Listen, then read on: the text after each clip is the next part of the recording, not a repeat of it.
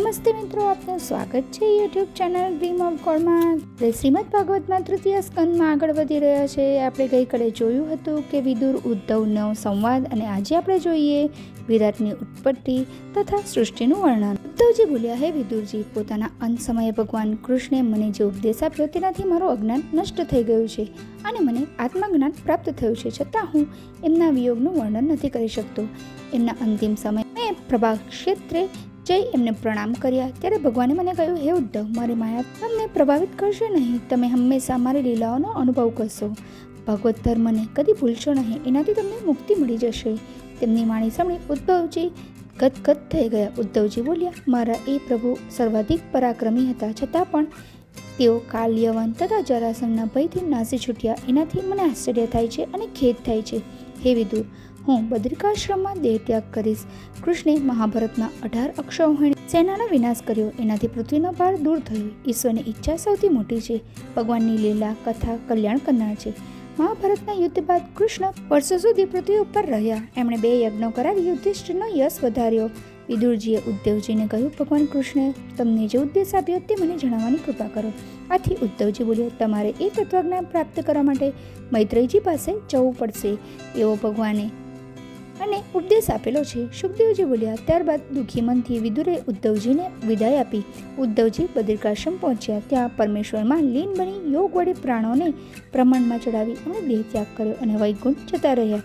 વિદુરજી મૈત્રેય મુનિને મળવા ચાલી નીકળ્યા.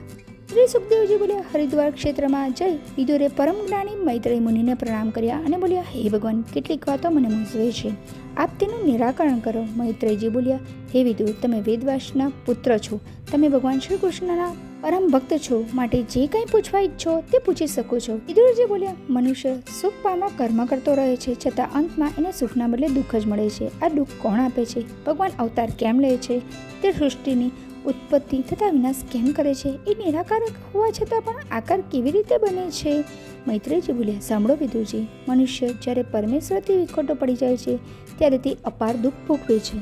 એટલે મનુષ્ય ઇન્દ્રિયોના વિષયનો ત્યાગ કરવો અને સાંસારિક ભોગોથી વિરક્ત થઈ પ્રભુ સ્મરણ ભજન કરવું, જેથી તે માયાના બંધનથી મુક્તિ પામે છે.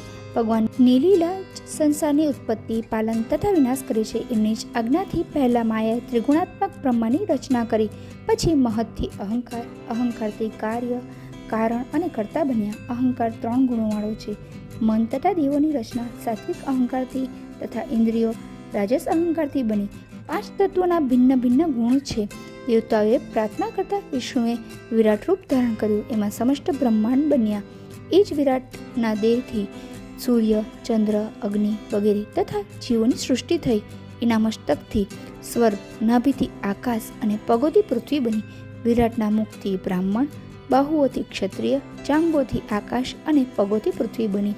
વિરાટના મુખથી બ્રહ્માંડ, બાહુઓથી ક્ષત્રિય, જાંઘોથી વૈશ્ય અને પગોથી રુદ્ર બન્યા. એનાથી એમના કર્મ પણ જન્મ્યા. આ લીલાઓનો અધ્યયન કલ્યાણકારી છે. હજારો વર્ષો સુધી સત નામનું તપ કરતા બ્રહ્મા પણ મહિમાનો પાર ન પામી શક્યા. વિદુરે મૈત્રેયને ફરીવાર કહ્યું, ઈશ્વર તો નિરાકાર, નિર્વિકાર, નિર્ગુણ છે, તો પછી એ માયામાં પડી સૃષ્ટિની ઉત્પત્તિ વગેરે કેમ કરે છે? આ સાંભળી મૈત્રેયજી બોલ્યા, ઈશ્વરની માયા ઘણી શક્તિશાળી છે.